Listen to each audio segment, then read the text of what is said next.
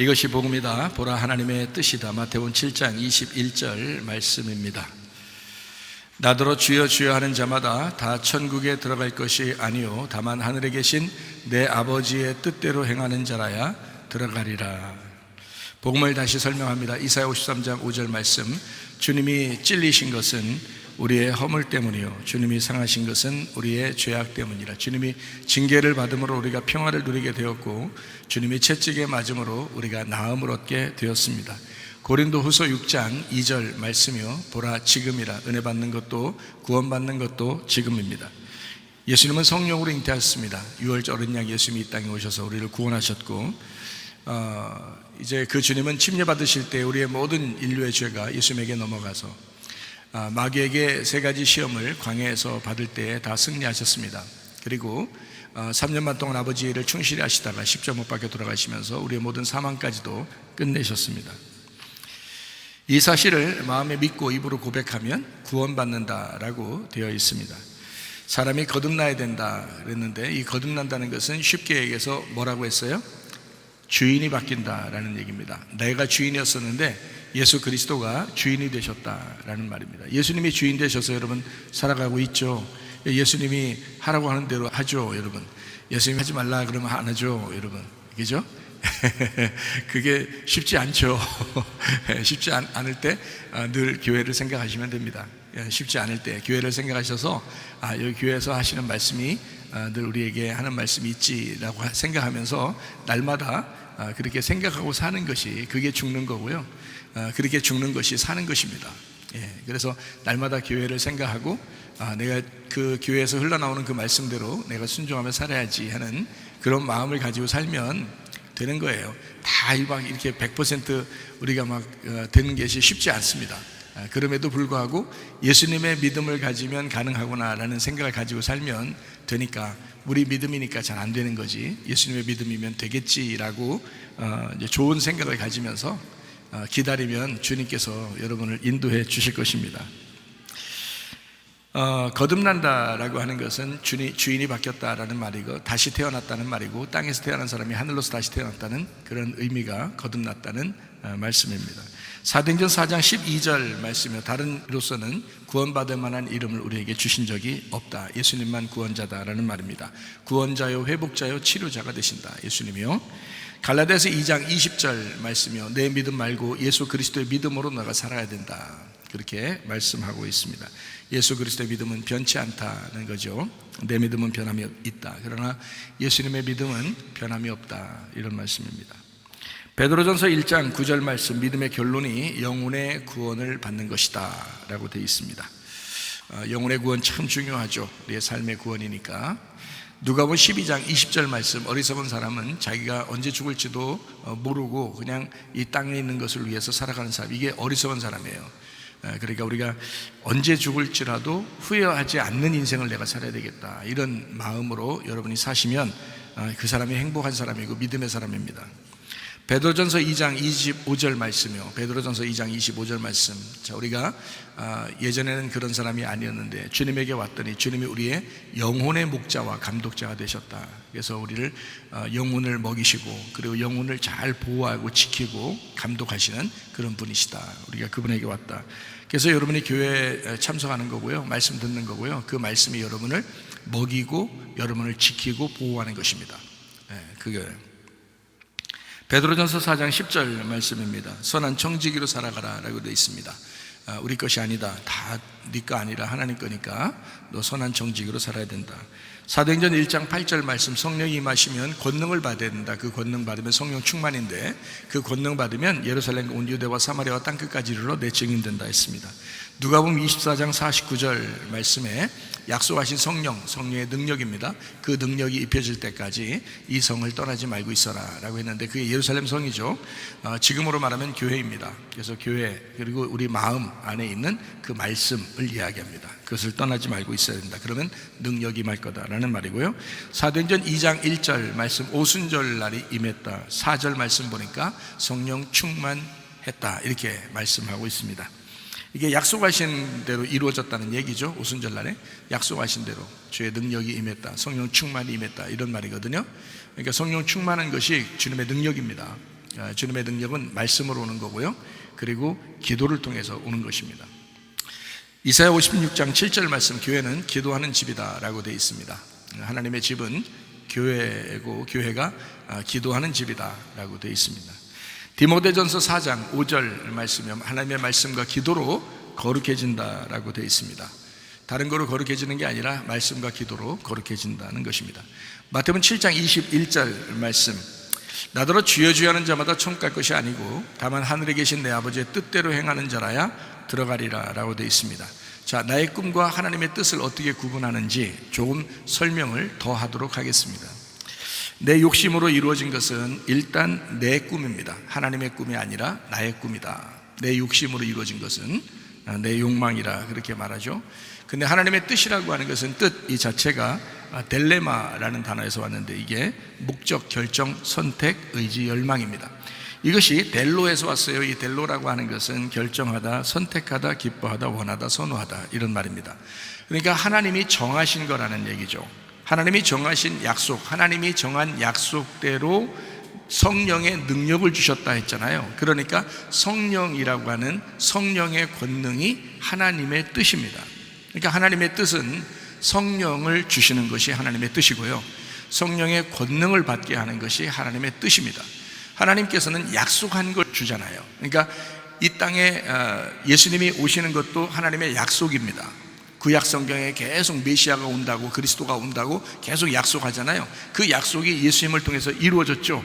그 예수님이 이제 십자가 못 박혀 돌아가시고 부활하시면서 우리에게 뭘 주신다고 해요? 각자 성령님을 주신다 그러잖아요. 그래서 성령을 너희가 받으면 권능을 받아야 된다, 이렇게 이야기하죠. 성령이 오는 것도 하나님의 약속이요, 또 권능을 받는 것도 하나님의 약속입니다. 그러니까 하나님의 약속대로 여러분이 구하는 것은 하나님의 뜻입니다. 하나님의 뜻대로 구한다는 거, 하나님이 결정한 거잖아요. 이건 하나님이 약속한 거잖아요. 그러니까 하나님의 약속, 하나님이 결정한 것은 이루어진 거예요. 그게 하나님의 뜻이라고 하는 겁니다. 그러니까 하나님의 뜻대로 기도한다? 그 뭐냐면 간단합니다. 하나님이 결정한 대로 기도한다는 거예요. 하나님이 계획한 대로 기도한다는 거예요. 하나님이 원하는 대로 기도한다는 겁니다. 그게 뭐겠어요, 여러분? 성령님이십니다. 성령님이 하나님이 원하시는 거고요, 하나님의 뜻이란 말이에요. 성령님이, 하나님의 뜻이 예수 그리스도입니다. 그러니까 예수 그리스도 안에서, 네가 성령님 안에서 기도하는 거, 이게 하나님의 뜻이라고요. 그러니까 우리가 왜 하나님의 뜻을 잘 모르냐면 내 욕망이 너무 가득 차니까 그런 거예요. 내 욕망이 가득 차서 이 땅에서 보이는 대로 살아보려고 뭔가 나에게 채워지기를 원하는 것이 있었기 때문에 그런 거잖아요. 그러면 하나님의 뜻이 잘 안 보이죠. 그런데 하나님의 뜻은 뭐예요? 성령님에게 있다니까요. 예수 그리스도의 성령님에게 있어요. 예수님도 하나님의 약속대로 오셨잖아요. 그게 하나님의 뜻이라고요. 예수님이 우리에게 성령을 주신다는 것도 하나님의 뜻이라고요. 그러니까 이게 하나님의 뜻대로 기도하라는 말은 성령이라고요. 하나님의 성령의 뜻에만, 하나님의 성령의 계획에만 예민하게 여러분이 알 수 있고 반응만 할 수 있다면요, 그럼 하나님의 뜻대로 살아갈 수 있습니다. 사람의 뜻이 아니고 하나님의 뜻대로 살아가는 거. 하나님의 마음에 깊이 간직하였던 교회. 왜냐하면 성령님이 오시고 난 다음에 성령님이 만드신 게 교회거든요. 성령님이 교회 만들려고 온 거예요. 성령의 열매를, 여러분, 성령의 열매를 이렇게 주시고 성령의 은사를 주신다, 뭐 이런 얘기 하죠. 성경에 보면 고린도전서 12장에도 있고 로마서 12장에도 있는데 성령의 은사가 있어요. 성령의 각종 은사. 근데 같은 한 성령이 주신다 그랬거든요. 뭐 때문에 주시는 거예요, 여러분? 뭐 때문에요? 여러분 잘난 체 하라고 주시는 거예요? 여러분 은사 받아서 좀 잘난 체 좀 하라고 주시는 거예요? 아니에요. 뭐 때문에 주시는 거예요? 교회의 유익을 위해서 주시는 겁니다. 교회의 유익을 위해서. 그러니까 성령의 은사 자체가 교회의 유익을 위해서. 왜? 성령님이 교회를 만들었기 때문에 그런 거예요. 성령님이 교회를 만들었는데 은사 다 나눠줘가지고 은사 가지고 자기 잘난 체 하게 하고 교만하게 하고 이렇게 나가서 뭐 다른 거 일하라고 그렇게 은사 주셨겠어요? 아니라고요. 은사는, 성령의 은사는 교회의 유익을 위해서 주신 거다. 왜? 성령님이 교회를 만드셨으니까. 자기 교회를 위해서 은사를 활용하라고 그런 거거든요. 그래서 여기 교회 앉아서 예배 드리는 사람들 한 사람도 빠짐없이 다 은사가 있습니다. 은사가 없는 사람이 없어요. 발견을 못했을 뿐이죠. 어떤 사람은 다 있습니다. 어떤 은사라도 다 있어요. 로마서 12장에 나오는, 고린도전서 12장에 나오는 은사가 각자 다 있어요. 한 성령이 주신 겁니다. 똑같은 성령이에요. 그래서 교회 유익을 위해서 사용하라고 그렇게 하신 거거든요. 왜냐하면 교회 살려야 되니까. 근데 사람들이 교회를 살리지 못하고 자기가 교회를 파괴하는 사람이 되고 말씀을 파괴하는 사람이 되고 서로 연합하지 않고 하나 되지 아니하고 자꾸 분리하고, 이거는 선악과예요. 이건 사탄이란 말이에요. 성령은 그렇잖아요. 성령은 각자 은사를 주시고 서로 연합하게 하고 서로 사랑하게 하고 하나가 되게 하고. 왜냐하면 교회가 세워져야 되니까, 교회가 바로 세워져야 되니까. 그게 주님의 뜻이었으니까. 하나님 아버지의 뜻, 하나님의 마음에 깊이 간직하였던 예수 그리스도를 통해서 교회가 이 땅에 드러나는 것, 이게 바로 하나님 아버지의 마음에 있었던 계획, 하나님의 열망, 하나님의 원하던 것이었다는 거예요. 여러분, 교회 무시하지 마세요. 교회 무시하면 큰일 납니다, 여러분. 예. 저도 이렇게 모태신앙이라 뱃속부터 계속 지금까지 살아왔는데 사람들, 잘못된 사람들 많이 봤죠. 또 복받은 사람들도 많이 봤죠. 이 땅에서도. 왜 그런가? 교회를 무시한 사람들은요, 그건 반드시 심판받습니다. 여러분. 제가 여러분 심판하는 거 아닙니다. 오히려 제가 책망할 때 듣는 게 나아요. 하나님한테 심판받는다고요, 교회를 무시하게 되면요. 근데 교회를 위해서 살려고 하면은 반드시 그 사람에게 복이 임하고 그 자손에게 복이 임합니다. 반드시 그렇습니다. 하나님이 계획하고 열망하던 그 원하는 것이 교회였으니까 어쩔 수 없어요. 그래서 교회에 충성하고 복받은 그 자손들이 많습니다. 그 사람들이요, 간증하는 사람들도 참 많죠. 모든 마음이 교회 중심으로 되어 있을 때 그 가정이, 그거는 하나님이 복을 내려줄 수밖에 없다는 거죠. 그게 교회가 하나님의 뜻이었기 때문에 그렇다. 자, 광야에 있던 이스라엘 백성들은 자기 욕망을 위해서 가나안 땅을 사모했기 때문에 그 욕망이 좌절되니까 하나님을 원망하게 되었다. 그래서 급기야 광야에서 다 멸망받는 사람이 되었다. 어떤 사람 빼놓고요? 여호수아와 갈렙 빼놓고. 그래서 우리는 누구 따라가야 된다? 여호수아와 갈렙 따라가야 된다. 예. 우리가 갈렙이면 여호수아 따라가면 되고요, 우리가 여호수아면 갈렙 따라가면 됩니다. 같이 따라가는 거예요. 예. 여호수아 갈렙은 가나안 땅을 하나님 약속으로 인정했습니다. 하나님이 주신다고 했으니까 보이지 않지만 믿음으로 나간 겁니다. 보이지 않지만. 예. 현실로 볼 때는, 사실로 볼 때는 막 절망스럽죠. 사실로 보면, 여러분 몸이 아프면 겉으로 보일 때는 진짜 아프잖아요. 예, 아프잖아요. 가정에 문제가 생기잖아요. 진짜 보는 게 막 씁쓸하잖아요. 그 가정에서 보는 게 씁쓸하다. 또 이렇게 누가 문제가 생기거나 돈에 문제가 생기거나 막 이랬을 때도 진짜 현실로 보면은 막 막막하죠. 앞뒤 꽉 막힌 것 같고.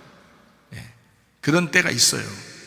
그렇지만 우리는 그 현실, 그 사실로 보는 게 아니라, 사실은 그렇지만 보이지 않는 믿음, 그 너머의 믿음이라고 하죠.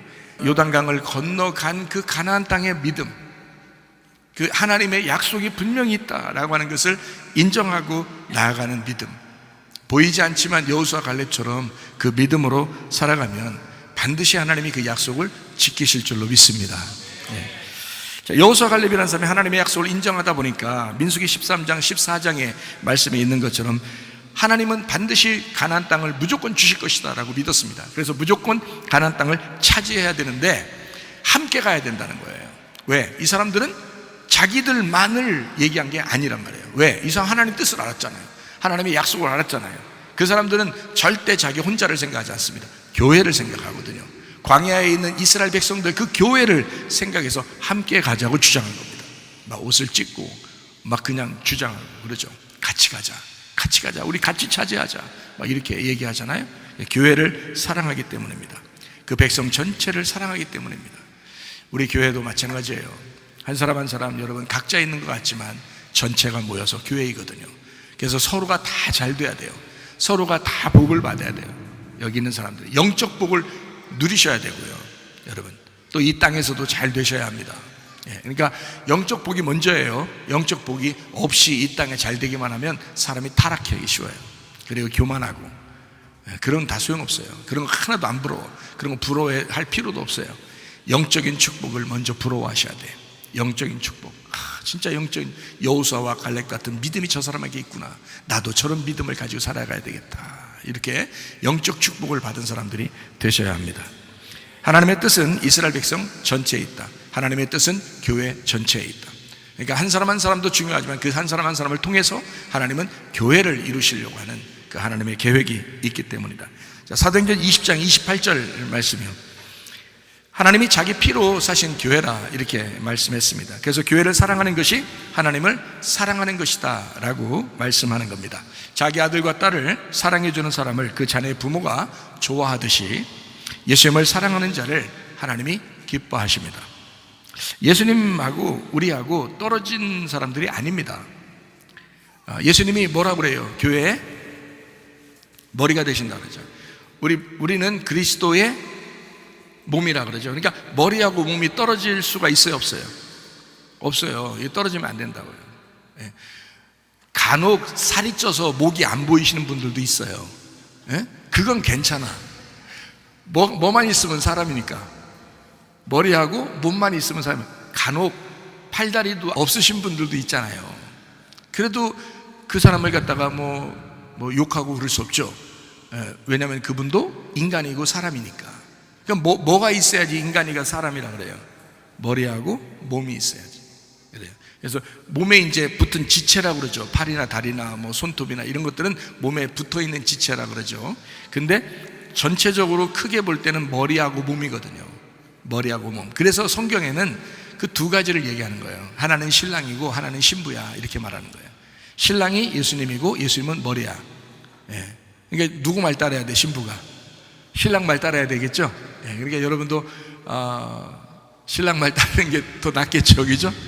신랑 말 따르는. 신랑이 머리니까 그런 거예요. 가정의 대표가 남자고 아버지가 가장이다. 아버지와 어머니가 있다. 이렇게 둘이 있어요. 하나는 머리고 하나는 몸이에요. 둘이 뗄래야 뗄 수 없는 관계라고요. 그러니까 우리가 예수님 혼자 그렇게 대우받으면 좋겠어요? 내가 없어져 버릴까? 이렇게 하면요 예수님이 벌벌 떨죠. 왜냐하면 너 없이 나는 아무것도 아닌데 그렇게 되는 거예요. 그죠?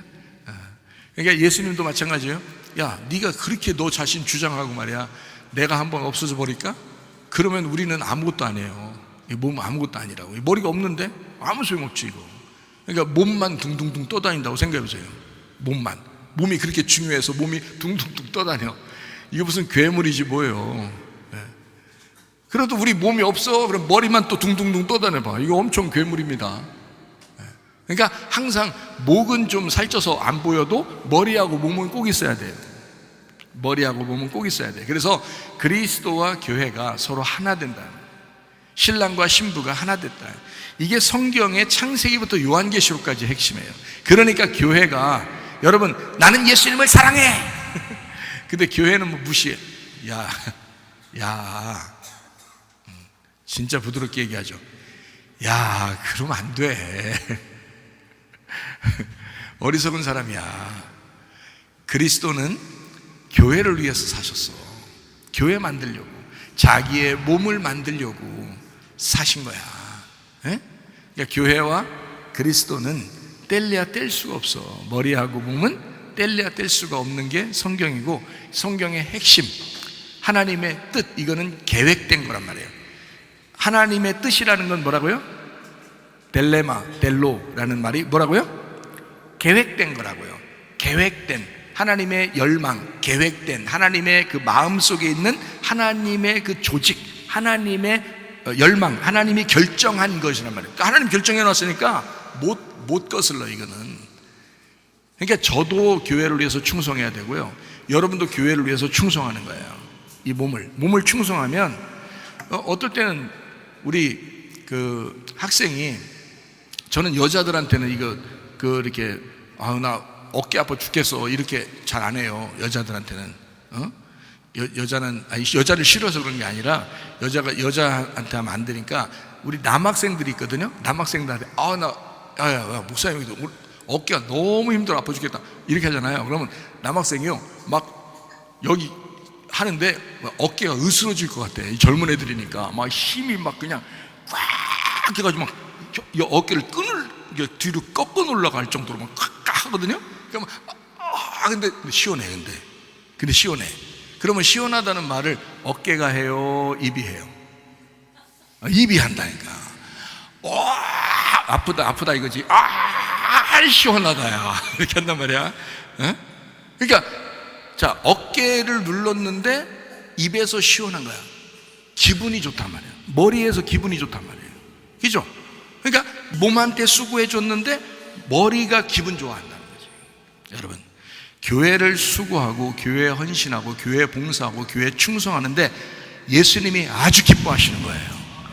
예수님이 머리잖아요. 우리의 머리니까 예수님이 너무 기쁜 거야. 야, 행복하다, 기쁘다. 어떻게 했기 때문에? 네가 교회에 충성했으니까, 교회를 위해서 수고했으니까. 그러니까 내가 기쁘다, 내가 행복하다 그러는 거예요. 참 맞는 말이죠, 여러분. 머리와 몸, 아주 중요한 이야기입니다. 자, 예수님이 십자가를 지시고 교회를 세우셨습니다. 성령의 교회를 사랑하는 자를 하나님이 기뻐하십니다. 교회를 옮길 때도 여러분 규칙이 있습니다. 그래서요, 함부로 교회 옮기는 거 아닙니다. 교회 옮길 때도 사람들이 몰라서 이런 것도 설명해 줘야 되겠더라고. 사람들이. 어떤 목사님이 성경 공부를 하러 왔는데 이러더라고요. 자기네 교회를 이제 크게 건축을 했어요. 그래서 공사를 이제 크게 하고 이제 말씀을 이제 나눠야 되잖아요. 그러니까 이제 저는 이제 목사로서 설교하는 게 가장 중요하다 생각하는 사람이거든요. 왜 그러냐면 목사니까 먹을 걸 줘야 되잖아요. 근데 나는 설교를 준비할 때 뭐 5분이면 다 설교가 나온단 말이에요. 그래서 설교에 대해서 고민을 잘 안 해요. 자유하단 말이에요. 설교하는 데 있어서 아주 자유하다고요. 설교하는 시간이 가장 행복하고 시간이 널널하고 시간이요. 그런데 이제 어떤 목사님들은 이제 힘들어 하거든요. 설교 준비할 때 너무 힘들어 하고. 저도 옛날에는 좀 힘들었어요. 그래서 하나님 앞에 말씀을 이제 좀 알기를 원했고, 또 하나님께서는 말씀을 제가 회개할 때, 은혜 받을 때 말씀을 주셨습니다. 그래서 지금은 진리 안에서 자유하게 된 거예요. 이게 참 자유하게 됐어요. 그러니까 말씀을, 설교를 마음껏 이제 즐겁게 자유롭게 할 수 있게 됐으니까 그런 걸 이제 알거든요, 그 목사님이. 그래서 이제 그 부분을 좀 배우고 싶어서 이제 오게 됐어요. 그래서 말씀을 나누는데 참 그러더라고요. 참 성도들 설교해도 참 안 바뀌어요. 그러더라고요. 참 안 바뀌어요. 그러면 왜 그러냐, 이게 자기 참 힘 빠진다는 거예요. 설교를 그렇게 해도 안 바뀌니까 참 힘 빠진다 그래요. 그래서 제가 뭐라고 할게요? 야, 어디나 마찬가지야. 어디나 다 마찬가지예요. 안 바뀌어요. 사람 안 바뀝니다. 그럼 어떻게 해야지 바뀌냐? 어떻게 해야? 여러분 잘 보세요. 죽어야 바뀝니다. 죽어야 바뀌어요. 죽지 않으면요, 안 바뀌어요. 아무리 좋은 말씀을 제가 진리 안에서 자유하고 제가 진리 안에서 마음껏 설교를 해도 안 바뀝니다. 왜 안 바뀌는 줄 알아요? 죽지 않아서 그런 거예요. 안 죽으면요, 안 바뀌어요. 어느 교회도 마찬가지입니다. 그러나 이제 목사가 설교를 이제 자유롭게 해야 되고 말씀을 알아야 되는 것은 자기가 후회하지 않기 위해서예요. 자기가 죽을 때 하나님 앞에 갈 거 아니에요. 그러면 목사로서 자기 사명을 다 하고 가야 되잖아요. 그래야 하나님 앞에 후회하지 않죠. 자기 인생에 대해서 후회하지 않잖아요. 그러니까 강원도에 계신 그 목사님도 그랬다고 했잖아요. 성도들이 1000명인데도 자기가 후회할 것 같으니까 교회를 진짜 그만뒀다니까요.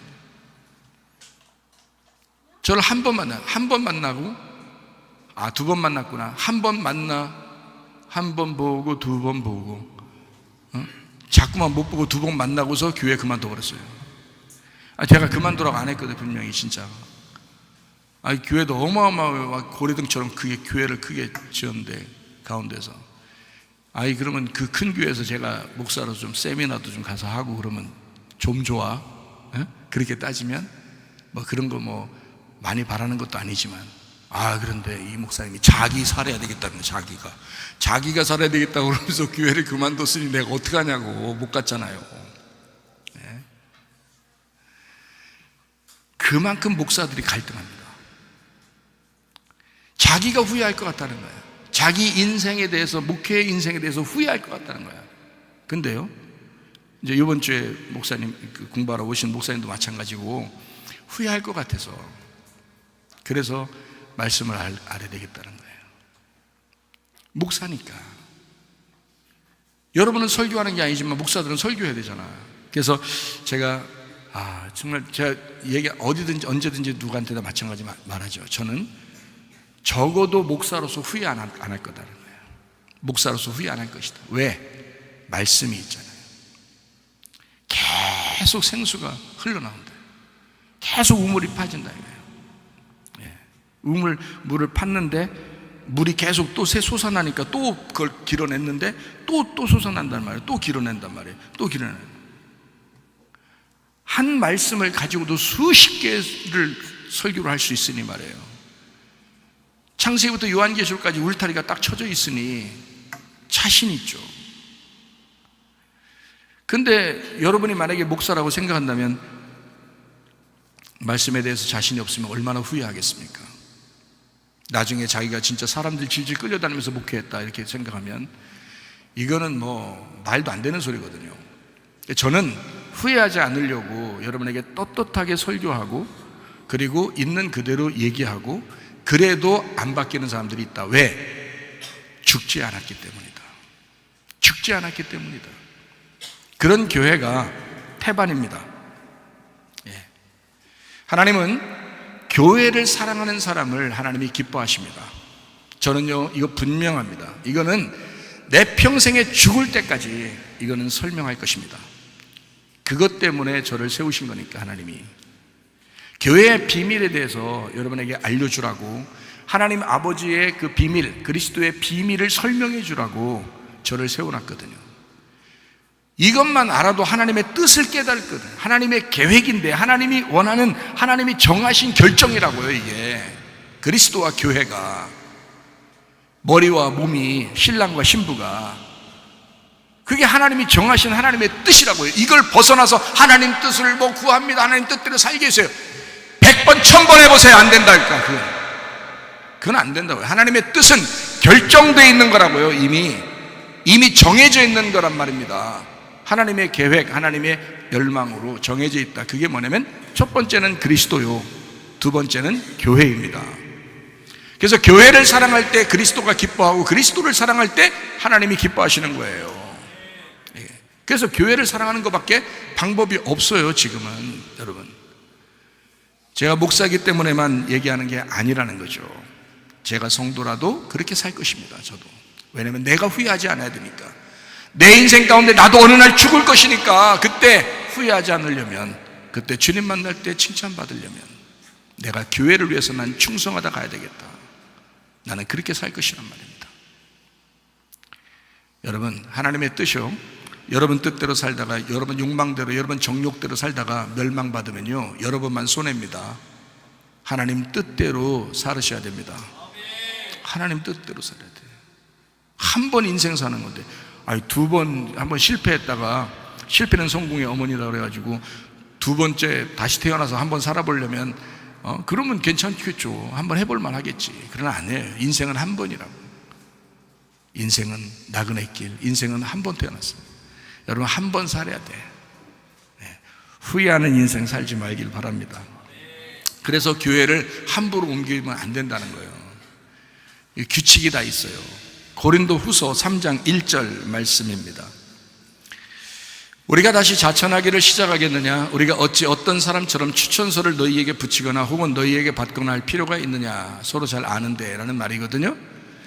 어디를 갈 때는 그 목사에게, 담임 목사에게 추천을 받아야 됩니다. 이게 규칙이에요. 교회의 규칙. 근데 이런 거 없이 그냥 막 지 마음대로 막 떠나고 지 마음대로 막 그래요. 신자 노릇하는 거죠. 지 마음대로 신자 노릇하고 지 마음대로 떠나요. 왜? 자기가 주인이니까. 그리스도가 주인이 아니니까, 교회가 주인이 아니니까 자기 마음대로 하는 거예요. 목사가 허락하지도 않았는데, 목사가 허락한 게 아닌데, 교회가 허락한 게 아닌데 자기 마음대로 그냥 막 추천서도 없이 가는 거예요. 그냥 교회가 그리스도의 몸인데 여기에서 인정을 받아야 되잖아요. 인정을 받고 충분한 떠난 이유가 있어야, 떠날 만한 이유가 있어야 되잖아요. 그만한 이유가 있어야 떠나는 거지. 이유도 없는데 뭐 멀리 이사를 갔거나 해외를 갔거나 아니면 뭐 아파서 뭐 병원에 들어가 있어야 되거나 무슨 이유가 있어야 될 거 아니에요. 그러니까 이유가 없는 사람들이 참 많다. 요즘에는요, 교회가 그런 사람들 때문에 목사들이 참 힘들다 하는 사람들도 있어요. 왜 성도가 돼서 그런 인생을 살다 가냐고. 목사 보고 목사 진짜 좌절시키면서 그렇게 성도 생활하고서 주님 만나보세요. 여러분, 그게 칭찬받을 만한가? 여러분, 뭣도 모르니까, 교회에 대해서 잘 모르니까 그러는 거예요. 교회를 떠나려거든 그만한 이유가 있어야 하는 겁니다. 사도행전 13장에 보면 이런 게 있어요. 이제 사도행전 13장에 바울과 바나바를 선교사로 파송해야 된다 할 때, 그때 교회가 함께 기도하고 보냈어요. 그럴 때는 보내줄 수 있죠. 교회가 인정하는 거니까. 교회가 모두 환영하고 파송하는 자리에서 옮겨지는 거, 그거는 가능하죠. 그렇지 않고 자기 욕심에 끌려 자기 때문에 그냥 빠져나갔다? 이거 문제가 있는 겁니다. 그 사람 신앙생활 다시 시작해야 되겠지만 하나님이 칭찬할 만한 신앙생활은 아니다 하는 것입니다. 하나님의 뜻이 뭔지를 몰랐으니까 그러는 거예요. 모르니까 죄를 짓는 거야. 알려줘야 되죠, 누군가가. 근데 우리 교회에서 이거를 몰랐을까? 그렇지 않죠. 우리 교회는 교회에 대한 중요성을, 하나님의 계획과 하나님의 결정, 하나님의 열망, 하나님의 원함을 계속 얘기해 주거든요. 교회에 대한 중요성을 계속 얘기해 주거든요. 생각을 해보시라고. 이게 하나님의 뜻이라고, 교회가 하나님의 뜻이라고 계속 얘기해 주잖아요. 우리 교회만큼 교회에 대해서 많이 얘기하는 데가 없을 거래요. 저는 그 사명을 받았으니까. 근데 사람들이 자기가 하나님이 된다. 참 어리석다. 그래서 모두 환영하고 파송하는 자리에서 옮겨지는 것은 괜찮다. 옮겨진 다음에도 그리스도의 사랑의 교제가 서로 이루어지는 거죠. 어느 날이라도 와서 교제하고 뭐 이렇게. 근데 교회들마다 이렇게 가만히 사람들 보니까요, 뭐 목사파, 장로파도 싸우기도 하고 막 그냥 분리가 되고 막 이러는데요, 서로 사탄이래. 서로 사탄. 그러면서 만나지도 않아요. 모이지도 않아요. 서로 밥 같이 먹지도 않아요. 서로 미워하는데 저쪽이 사탄이라는 거예요. 저쪽을 멸망시켜 달라는 거예요. 이런 사람들도 있어요. 참 어처구니 없죠.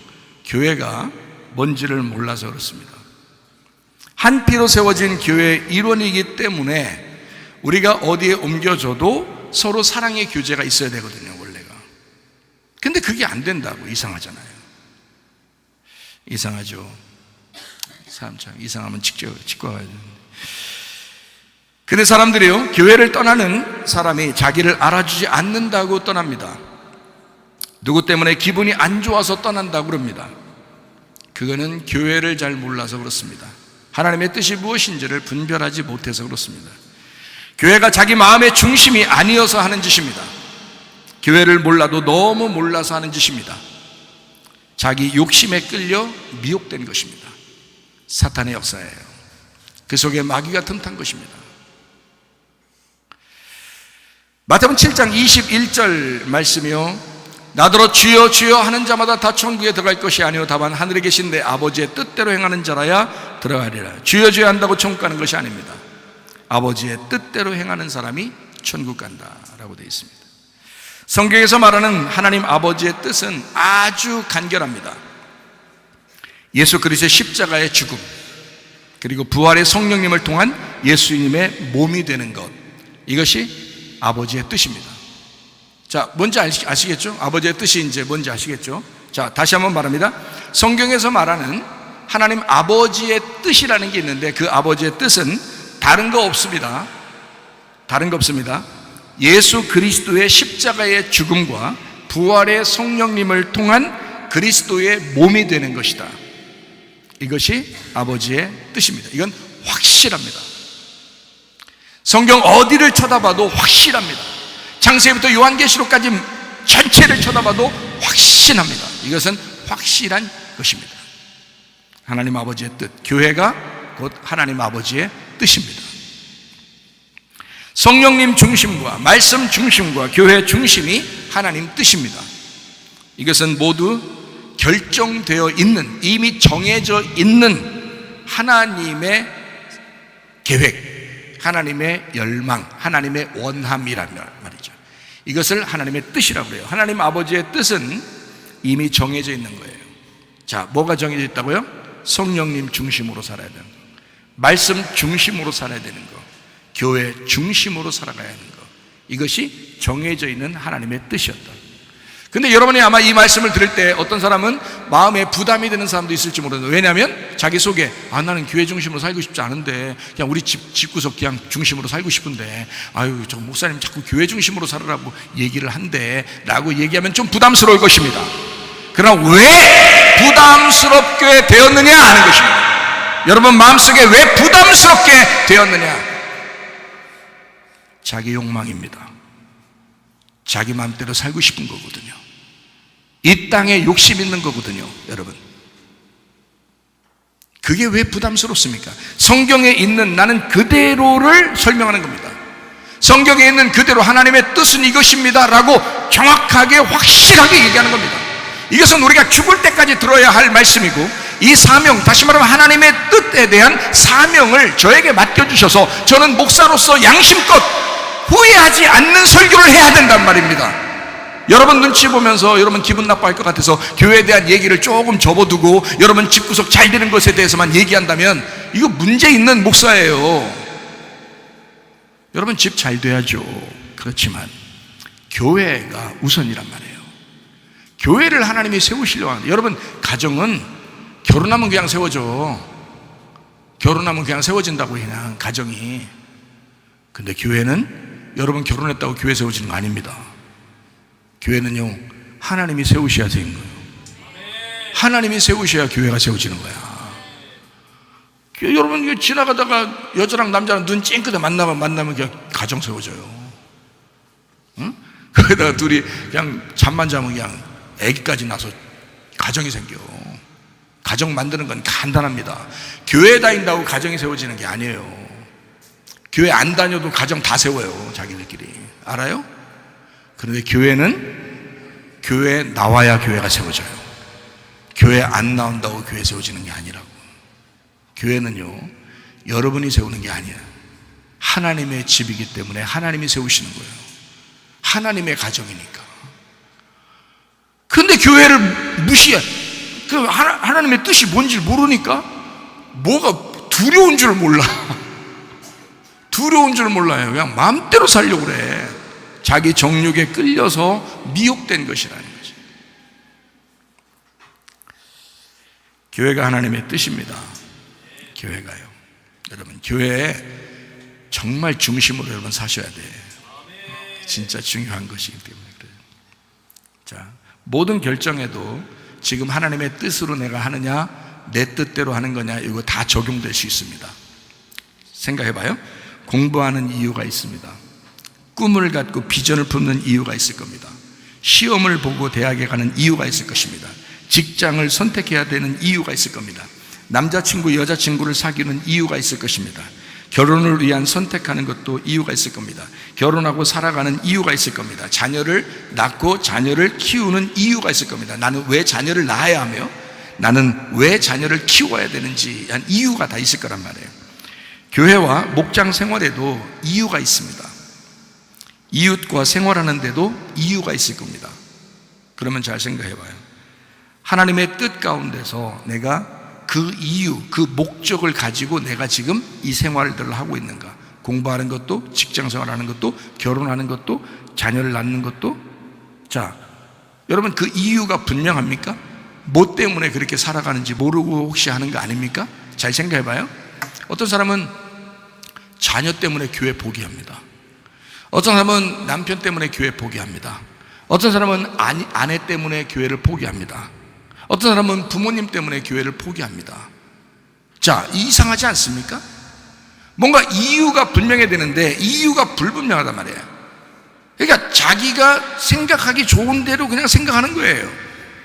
하나님의 뜻으로 당신 결정했습니까? 라고 물어보면 딱 나오죠, 답이. 하나님의 뜻대로 당신은 지금 결정한 것입니까? 라고 물어볼 거 아니에요. 그럼 물어보면 그 이유가 합당한 것입니까? 자녀도 교회로 모여놔야 되거든요. 자녀도 예수 믿게 해야 되거든요.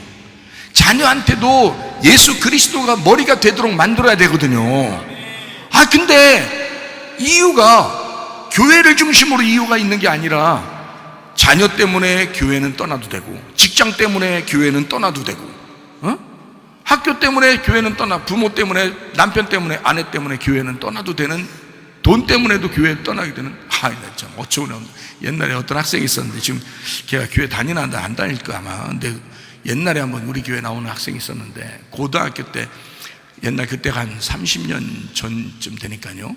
그때 우리 교회에 학생이, 고등학생인데, 고등학교 때 애를 장학금 주는 데가 없잖아요, 거의. 고등학교 때는 공부 잘했다고 장학금 별로 안 주거든요. 그때는. 지금은 어떤지 모르겠지만. 근데 그때 한번 시험 본다고 기도해달라고 하더라고요, 그 학생이. 어떻게 기도하냐면, 걔가 이번 1등을 하면 장학금 준대요.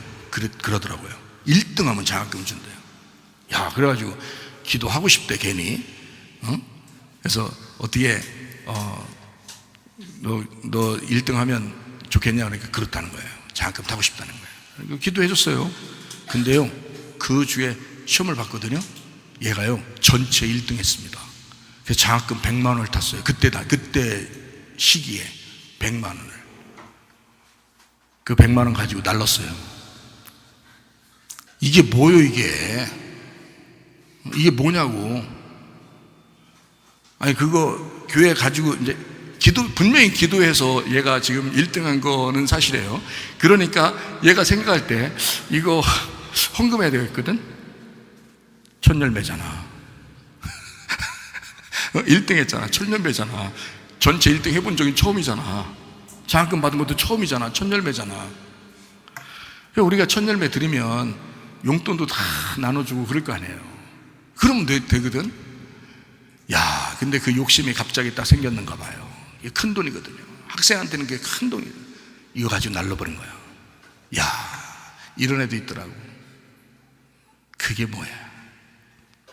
공부하는 이유도, 직장 가는 이유도, 결혼하는 이유도, 자녀 낳는 이유도 이 사람들을 예수 믿게 하고 그리스도의 교회로 연합하게 하기 위해서 우리가 살아가는 거 아니에요? 어떤 사람은 자녀가 교회 나오기 싫다 그러니까 같이 교회 안 나오는 사람도 있잖아요. 이게 뭐 하는 짓이냐고. 이해가 안 돼, 난 도대체 이해가. 이해를 시켜줘야 되는데 누가 나한테 이해 좀 시켜줘야 되는데 이해가 안 돼. 아니, 목사가 그러면 학생을 막 그냥 어떻게든지 예수 믿게 해야 된다. 부모가 진짜 정신 차려야 된다. 부모 막 혼내서라도 정신 차리게 해가지고 우리 이 학생을 갖다가 예수 믿게 해야 된다고. 부모들이 뭐 하는 것이냐고 막 혼내고 이러면서 교회 열심히 다니게 해야 된다고 그렇게 얘기를 못해요? 목사가? 당연히 해야지 되거든요. 목사가 그런 얘기 하는 게 목사지. 자, 그런 얘기 했어. 그러니까 목사님 너무 심하게 얘기한다는 거지. 어떻게 얘기해 줘야 돼? 그럼 어떻게? 그러더니 자녀 때문에 교회를 포기한다는 거예요. 그 오래 다녔던 교회도. 참 희한한 사람들도 있죠. 여러분, 이거 목적이 잘못된 것입니다. 목적이. 자녀를 키우는 이유가 있어야 되고, 남편한테 결혼한 이유, 아내에게 결혼한 이유, 집은 가정을 만든 이유, 직장 다니는 이유 뭐예요, 여러분? 여러분은 무엇 때문에 직장에 가며, 무엇 때문에 돈을 벌며, 무엇 때문에 가정을 꾸리고, 무엇 때문에 공부하며, 무엇 때문에 학교를 다니느냐? 그리스도와 교회거든요. 그리스도와 교회를 위해서 사는 거거든요. 우리는 그리스도인입니다. 그리스도인은 그리스도에게 소속된 사람이에요. 목적이 분명해야 되잖아요. 이유가 분명해야 되잖아요. 너의 삶의 목적이 무엇이냐? 너 뭐 때문에 사냐? 예, 그리스도 때문에 삽니다. 이래야죠. 너 뭐 때문에 사느냐? 예, 교회 때문에 삽니다. 뭐 이래야죠. 당연한 거 아닙니까? 그렇다고 가정답게 살지 못하게 하는 거 봤습니까? 아니에요. 저도 제 가정에서 충실합니다. 저도요. 어머님한테 충실하게 해드리고요. 우리 아내에게 충실하고 우리 자녀들에게 내가 충실하게 하려고 하는 겁니다. 가정 충실해요. 저도. 그런데 교회 중심으로 모든 사람을 끌어들이잖아요. 우리 가족에 있는 사람들을 교회 중심으로 끌어들인다고 이렇게. 왜? 내 목적을 아니까, 하나님의 뜻을 아니까 그런 거예요. 여러분은 뭐예요? 여러분은 어떤 목적을 가지고 살아가십니까? 하나님의 결정된 그 계획, 하나님의 원함, 하나님의 그 결정, 하나님의 그 열망을 아십니까? 그리고 살아가는 것입니까, 여러분? 이제 아셨죠? 아셨죠? 우리 그냥 어영부영 살다 나중에 후회하는 인생 살지 마시고, 주님 만날 때, 주님, 제가 주를 위해 살다 왔습니다. 교회를 위해 살다 왔습니다. 당당하게 주님 앞에 칭찬받는 사람들이 되셔야죠. 네, 감사하잖아요. 하나님의 뜻 가운데 우리 중심이 어디에 있는가? 그거를 보면 하나님의 뜻대로 사는 것인지 내 꿈을 위하여 살아가는지를 알 수 있을 것입니다. 자기 욕망으로 살아가는지 아니면 하나님의 열망으로 살아가는지, 나의 원함으로 살아가는 건지 아니면 하나님의 원함으로 살아가는 건지, 주님과 교회 중심의 삶, 나는 교회 유익을 위해서 살아가고 있는가 하는 것입니다. 나는 교회 유익을 위해 살아가고 있는가? 성령의 은사를 하나님이 주셨어도 그 은사를 가지고 교회 유익을 위해서 살아가고 있는가? 참 중요하죠. 여러분이 가진 물질 때문에 그 물질 가지고 교회 유익을 위해서 살아가고 있는가? 여러분에게 주어진 시간과 몸과 마음을 교회의 유익을 위해서 살아가고 있는가? 여러분에게 주어진 그 자녀들을 교회의 유익을 위해서 살아가고 있는가? 성경 몇 가지 찾아보고 마치도록 하겠습니다. 에베소서 1장 9절 말씀입니다. 그 뜻의 비밀을 우리에게 알리신 것이요 그의 기뻐하심을 따라 그리스도 안에서 때가 찬 경륜을 위하여 예정하신 것이니. 이게요, 에베소 1장에 나오는 말씀이잖아요. 이게 교회에 대한 이야기입니다. 교회에 대한 이야기. 그 뜻의 비밀을 우리에게 알리셨다. 이게 교회라는 겁니다. 에베소서 3장 3절 말씀이요, 곧 계시로 내게 비밀을 알게 하신 것은 내가 먼저 간단히 기록함과 같으니. 이게 교회에 대한 이야기입니다. 주님이 계시로 자기에게 비밀을 알게 하셨다. 이게 교회입니다. 저도 그 교회, 하나님의 뜻의 비밀, 그 뜻을 정확하게 알고, 그래서 여러분이 아무리 여러분이 다른 얘기 좀 해주세요, 부드럽게 얘기해 주세요, 딴 얘기 좀 섞어서 해주세요 해도 전 안 됩니다. 저는요, 제가 후회할 짓을 뭐하러 합니까? 그렇게 안 돼요. 이건 주구장창 죽을 때까지 저는 그 사명을 따라 사는 사람이에요. 그 뜻의 비밀을 깨닫게 하려고, 그 뜻, 다시 말하면 아버지의 뜻대로 살아가게 만들려고, 그게 교회라고 하는 그 비밀이니까 그걸 설명해 주고 싶어서 그 얘기하다 갈 거예요. 저는요 제가 살아있는 한 그 얘기하다 갈 거예요. 에베소서 3장 4절 말씀이요, 그것을 읽으면 내가 그리스도의 비밀을 깨달은 것을 너희가 알 수 있을 것이다 라고 되어 있습니다. 에베소 3장 9절 말씀이요, 영원부터 만물을 창조하신 하나님 속에 감춰졌던 비밀의 경륜이 어떠한 것을 드러나게 했다라고 했습니다. 감춰졌던 비밀의 경륜이 드러났다. 에베소 5장 32절 말씀이요, 이 비밀이 크도다. 나는 그리스도와 교회에 대하여 말하노라. 자, 비밀이 뭔지 이제 아셨겠죠? 자, 바울이 에베소서를 쓰면서 하나님의 비밀이 있다, 그리스도의 비밀이 있다. 무엇이냐? 그리스도와 교회다. 이 비밀은 놀라운 것이다. 신랑과 신부와 같이 하나 된 것이다. 그리스도와 교회다. 그리스도를 사랑한다고 말을 하면서 교회 사랑하지 않는 사람이 있습니다. 교회 사랑한다 하면서 그리스도를 사랑하지 않는 사람이 있습니다. 안 됩니다. 그리스도와 교회를 같이 사랑하는 겁니다.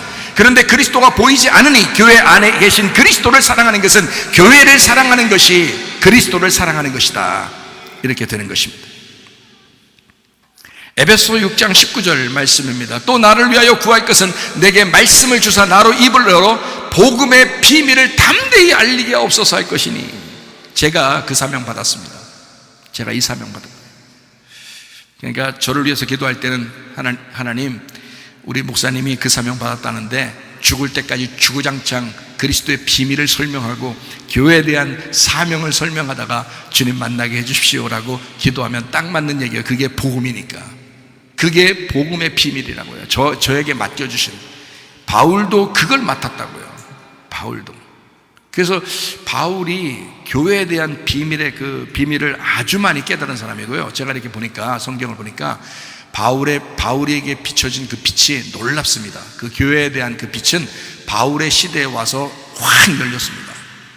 우리는 그냥 보기만 하면 되는 거예요. 성경을 보기만 하면 그 비밀을 깨닫게 되는 거죠.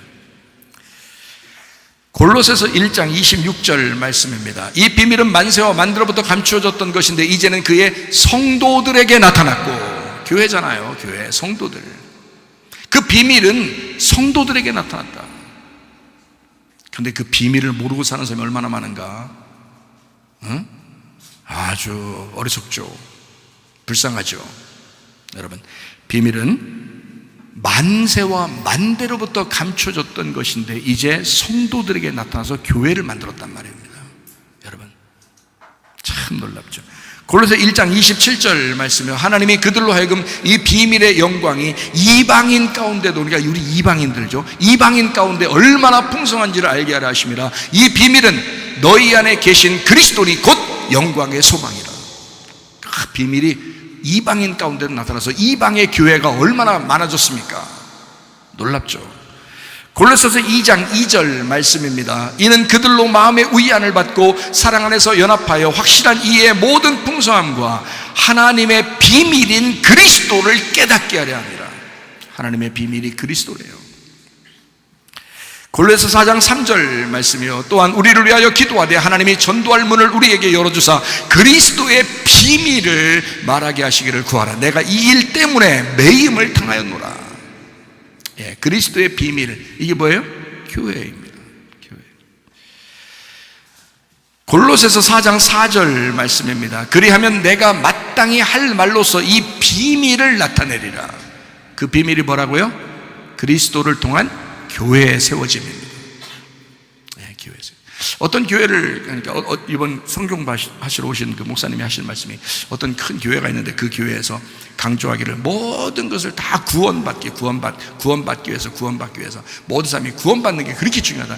구원이 핵심이다. 구원이다. 모두 다 구원받는다. 그렇게 얘기했다고 그래요. 그래서 자기 교회에 있는 성도가 거기로 갔다 오더라고요. 그쪽 교회로. 그래서 참 뭐라고 얘기해 줘야 될지 모르겠다 그러면서 얘기를 하더라고요. 근데 여러분 잘 보세요. 성경에는 구원이 목적이 아닙니다. 그거 잘못 얘기한 것입니다. 아무리 큰 교회 무슨 소용이 있어? 소용없어요. 잘못 얘기한 겁니다. 구원이 목적이 아니라 교회를 세우기 위해서 우리를 구원하신 겁니다. 구원은 수단이에요. 그건 과정이라고요. 구원을 해야 교회가 세워지기 때문에 구원하신 겁니다. 우리를. 무슨 말인지 아시겠어요? 그러니까 구원받고 끝난 게 아니야. 구원받게 한 것은 교회 세우려고, 그리스도의 몸을 만들려고 구원받게 하신 거예요. 우리를 잘 알으셔야지. 목적이 구원이 아니라 교회라고요. 하나님의 뜻은 교회에 있었다고요. 그래서 우리를 구원할 수밖에 없었던 거야. 근데 이거를 목적으로 두는 거야. 성경의 목적이 구원이라 그러는 거야. 그럼 구원 받으셔야 돼. 구원 받으셔야 돼. 그 구원 받으면 교회가 세워져야 돼. 그래서 교회가 목적이라고. 교회를 위해서, 그리스도의 몸 된 교회를 세우기 위해서 우리를 구원할 수밖에 없었던 거예요. 그 구원은 우리가 알든 모르든 구원이 된 거야. 예수님이 십자가 못 박혀 돌아가시면서 구원이, 우리가 알든 모르든 구원이 된 거예요. 이제는 그 구원 받은 걸 어떻게 아느냐? 교회의 모임으로써, 그리스도의 몸이 됨으로써 구원받은 것을 아는 거예요. 여러분, 정확하게 하셔야지. 알지도 못하면서 자기 예수 믿었으니까 구원받았다고, 마음에 믿고 입으로 고백했으니까 구원받았다고 다 그렇게 떠들면서 다니는 사람이 얼마나 많아요. 근데 그 구원은 목적이 아니었기 때문에, 수단이니까. 구원은 한 번 구원이 영원한 구원일 수 있죠, 그죠? 근데 그것이 영원하려면 변함이 없어야 되잖아요. 그리스도의 몸이 와야 되잖아요. 그리스도의 몸이 와야 되고 하늘로서 다시 태어나야 돼. 그러니까 이 사람이 그렇게 살겠냐고. 그리스도의 몸 된 교회를 위해서 살아갈 때 여기서 내 구원이 확인이 되는 거란 말이에요. 그 구원 받았음을 증명하는 거라고. 근데 교회를 제껴놓고 자기는 구원받았다는 거예요. 참 말도 안 되는 소리를 하는 사람도 있어요. 그러니까 목적이 뭔지를 몰라서 그래요. 뜻이 무엇인지 몰라요. 하나님 아버지의 뜻이라는 게 있어요. 하나님의 계획이야. 하나님이 결정해 놓은 게 있단 말이에요. 결정해 놓은 것은, 여러분, 제가 이거를 은혜 받고 이렇게 보면서요, 창세기부터 요한계시록까지 하나로 쫙 연결되어 있는데, 이게 마지막 요한계시록에 가서 새 예루살렘이라는 신부 교회가 나와요. 그거로 끝나는 거야, 이 성경이. 그러면 처음부터 그걸 계획하고 있었던 거야. 이 결론 부분, 다시 말하면 새 예루살렘이라는 신부인 교회를 위하여 아담도 창조하고 이 세상도 만들고 그런 거예요. 이것 때문에 이 교회를 만들려고, 이 하나님의 교회, 예수 그리스도라는 몸을 만들려고, 신부인 교회를 만들려고 이걸 사람을 만들 수밖에 없었던 거예요. 많은 사람이 구원 못 받아도, 많은 사람이 그리스도의 몸이 못 돼도 일단 그리스도의 몸을 만들려고 하는 거죠. 노아의 방주에 들어간 사람이 8명밖에 안 되잖아요. 소돔과 고모라에서 구원받은 사람이 롯하고 그 2딸밖에 없잖아요. 구원받은 사람은 그렇게 많은 사람이 아닙니다. 광야에 이스라엘 백성들이 다 나왔다가 가나안 땅까지 들어가서 거기 땅을 차지한 사람은 2사람밖에 없다는, 여호수아 갈렙. 이렇게 적은 것입니다. 그래서 좁은 문이라고 그러는 거예요. 그 교회를 끝까지 지켜낼 수 있느냐 하는 거예요. 그게 너의 구원을 확인하는 것이다.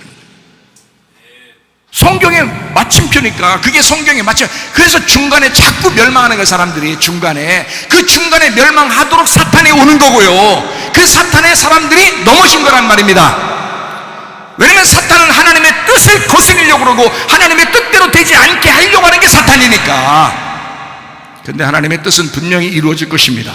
음부의 권세가 이기지 못하는 교회가 있습니다. 하나님의 뜻대로 사는 사람들이 있습니다. 그 사람들 때문에 교회가 건재한 거예요. 이해가 되시죠? 하나님의 뜻은 그리스도와 교회입니다. 하나님의 비밀은 그리스도요, 그리스도의 비밀은 교회입니다. 분명해졌죠?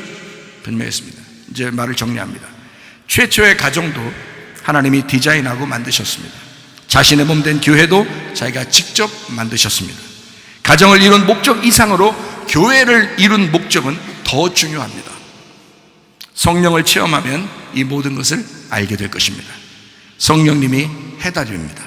그래서 성령님이 와야 교회가 세워지게 만들어놨어요. 근데 여러분, 교회를 무시하는 사람들, 여러분 속에 성령님이 계신지 확인해 보세요. 성령은 반드시 여러분 교회를 무시하지 못하게 돼 있어요. 성령은 자기가 세운 교회를 충성스럽게 만들 수밖에 없기 때문에 성령님이 해답이니까. 그래서 성령님이 들어오시면 그 사람을 교회에 충성하게 만들어요. 만약에 교회에 충성하지 못하는 사람이 있다면 여러분 속에 점검하시고요, 성령 충만 달라고 기도하시면 됩니다. 예. 성령의 인도를 따라 사는 사람이 승리자입니다. 이긴 자라 그러죠. 성령의 인도를 따라 사는 사람, 하나님의 뜻대로 살아가는 것은 성령의 뜻대로 살아가는 것을 말합니다. 마음 안에서 성령님이 말씀하실 것입니다. 마음 속에 있는 그 성령께서 말씀하시는 것을, 그 귀를, 마음의 귀를 열어서 그 귀를 기울여서 들어보시면 압니다. 모든 것을 생각나게 하시고 선한 것으로 인도하실 것입니다.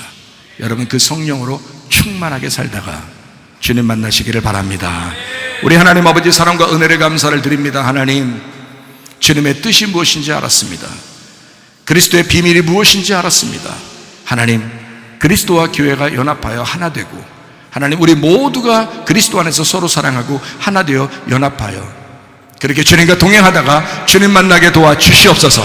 주님의 뜻대로 살다가 주님 만나게 하옵소서. 예수님 존귀하신 이름 받들어 기도 올려옵나이다. 아멘. 주님 감사합니다. 우리 하나님 아버지 함께 하시고 사랑하심을 감사합니다.